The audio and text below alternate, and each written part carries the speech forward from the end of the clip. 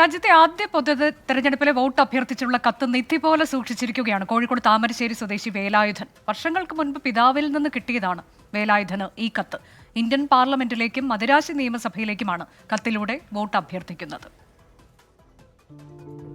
ഇന്നത്തെ ആപൽഘട്ടത്തിലൂടെ നമ്മൾ നേരിട്ട് നയിക്കാൻ കെൽപ്പും കഴിവുമുള്ള സ്ഥാപനം ഇന്നും കോൺഗ്രസ് മാത്രമാണെന്ന് എനിക്ക് ബോധ്യപ്പെട്ടിരിക്കുന്നു എന്ന് പണ്ഡിറ്റ് ജവഹർലാൽ നെഹ്റു. നിങ്ങളുടെ വിലയേറിയ വോട്ട് കോൺഗ്രസ് സ്ഥാനാർത്ഥികൾക്ക് നുകം വെച്ച കാളകളുടെ അടയാളത്തിൽ രേഖപ്പെടുത്തുക. കോൺഗ്രസിന്റെ തെരഞ്ഞെടുപ്പ് ചിഹ്നം വീണ്ടും മാറിയോ എന്ന് ചിന്തിക്കേണ്ട. ഇത് 73 വർഷം മുൻപുള്ള കഥയാണ്. 1951 കാലഘട്ടം.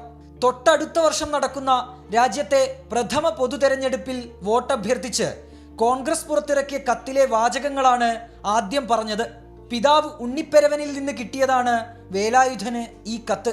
അന്ന് എൻ്റെ അച്ഛന് അന്നത്തെ കോൺഗ്രസ് പാർട്ടി, അന്ന് ഇന്നത്തെ മാതിരി കണക്കിലധികം പാർട്ടികളൊന്നും ഇല്ലയെന്നാണ് എനിക്ക് തോന്നുന്നത്. എനിക്കന്ന് 8 വയസ്സുള്ളൂ. അപ്പോൾ അച്ഛന് കിട്ടിയ ഈ കോൺഗ്രസിൻ്റെ കത്ത് നുകം വെച്ച ഇരട്ടക്കാള അടയാളമുള്ള പെട്ടിയിൽ, അന്ന് ഇതേമാതിരിയല്ല, പെട്ടിയിലാണ് ഓരോ പെട്ടിയാണ് ഇന്ന പെട്ടി എന്നുള്ളത്. അപ്പോൾ ഇതിൽ വോട്ട് ചെയ്യണമെന്നും പറഞ്ഞിട്ടുള്ള അഭ്യർത്ഥന ഉള്ള കത്താണത്. അപ്പോൾ അച്ഛനിതിങ്ങനെ അച്ഛൻ്റെ പെട്ടിയിൽ വെച്ചു. അപ്പോൾ എനിക്കൊരു 16 വയസ്സുള്ള എൻ്റെ അച്ഛന് അസുഖമായിട്ട് മരിച്ചു. അപ്പം ഞാൻ ഈ കത്ത് സൂക്ഷിച്ചു. പിതാവിൻ്റെ വോട്ട് നുകം വെച്ച കാളയിൽ തന്നെ പതിഞ്ഞു എന്ന് വേലായുധന് ഉറപ്പില്ല.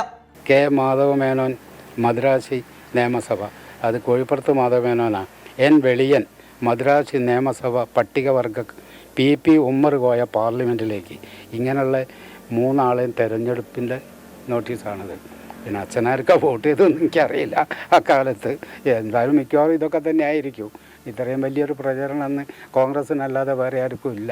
പ്രചാരണ രീതികൾ മാറുന്ന പുതിയ കാലത്ത് ചരിത്രത്തിന്റെ അടയാളപ്പെടുത്തലായ വോട്ടഭ്യർത്ഥന കത്ത് നിധി പോലെ സൂക്ഷിക്കുകയാണ് വേലായുധൻ.